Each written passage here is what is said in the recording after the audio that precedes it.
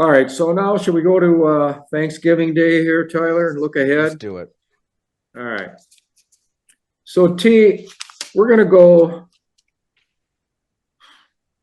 Green Bay played at Detroit every year from 51 to 63. That's Briggs Stadium, later Stadium, okay? And usually it was in the mud. It was a terrible surface, beat to hell after the baseball season. And Green Bay in those 13 games was 3-9-1. Lombardi was 2-2-1. But he complained. He did not want to go over there every year. And finally, they cut him some slack, and Green Bay did not appear over there until 1984. And they had a 21-year lapse, and that's the game we're going to look at. I mean, Lombardi got killed in 62 over there on Turkey Day, 26-14. You know that one, 10, 11, 12 sacks, whatever it was. The fearsome foursome got after Bart Starr. And then the next year, they tied 13-13 on Turkey Day. The Bears finished 11-1-2 for first place. Green Bay finished 11-2-1 for second. The Bears went on to win the NFL title. So that hurt Lombardi, and that wiped it out. So the first Thanksgiving game I covered was my first full-time year on the beat, November 22, 1984. Detroit 31, Green Bay 28. So let's look at this big one, Tyler. At the Silverdome, 80,000 seats, 63,698 show up. Okay? That was the lowest since the Turkey Day game moved to the Silverdome in 75. I'm the only one who liked the Silverdome, I think. I'll stand by it. I like it. This was the 50th anniversary of Turkey Day football over in Detroit. Okay? So now let's see here now. All right, so 3.5 weeks earlier, the Pack had bombed the Lions 41-9 at Lambeau. So the Lions come in 3-8-1. And the Pack comes in 5-7, but they had won 4 in a row under first-year coach Forrest Gregg. They turned it around after a 1-7 first half. They go 7-1 in the second. And the only defeat is in this Turkey Day game at Detroit. All right, so let's look at beforehand here, Tyler. The Green Bay Press-Gazette, where I worked at the time, they did summaries on all the games since 51 over there. And there were some interesting things. Lombardi, after the 63 tie, was asked if he's glad to be out of Thanksgiving Day game. He only nodded. So now let's look at it. Larry McCarron, Tyler, had a streak of 162 consecutive games.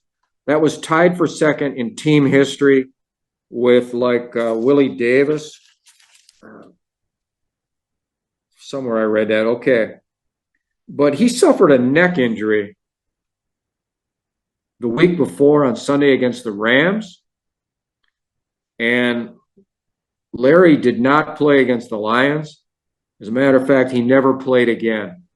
That ended his career. He tried to come back in the offseason of 85, reported for training camp. I remember standing next to him when he was watching the first practice in the old indoor barn before the Hudson Center. We were standing by the door, and he kind of indicated to me that that was a career. That's how his career ended, with a neck injury going down into his shoulder. It was some kind of a cervical deal. And a couple days later, we all know Larry McCarron from the radio broadcast. So 4 days later, after the Packers had the weekend off, this is November 26th on a Monday, I went up to him in the locker room, and he was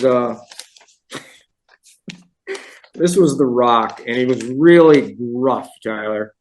This is my first full-time year on the beat, and he tells me this is the first time since his junior year at Rich Township East High School in Park Forest, Illinois, that he had missed a stretch of games. He had a broken collarbone. I want to make a little trivia question.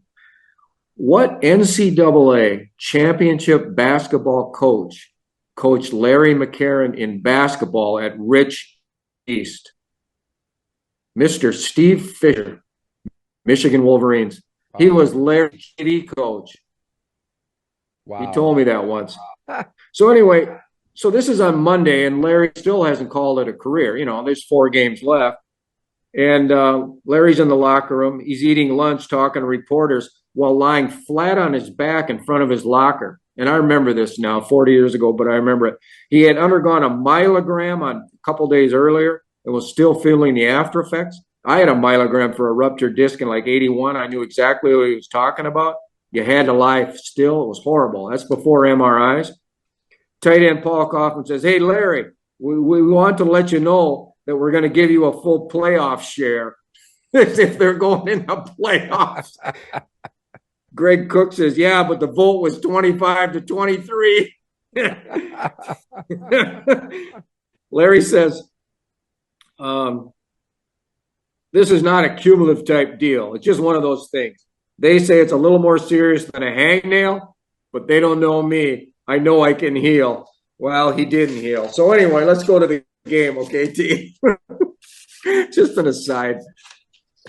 I'm just telling you, you know, there was a lot of access and there was no free agency, and you knew these players for years and years, you know, and it just kind of led to that kind of coverage, you know, just all right. In this game, the Lions, however, had been pounded by the Pack 41-9 at Lambeau. In this game, without Billy Sims, who was injured, the Lions had 518 yards, 33 first downs. They ran 80 plays to the Packers' 42. Are you shitting me? And they held the ball for 44-47. The Packers did great. They scored 28 points in 15 minutes.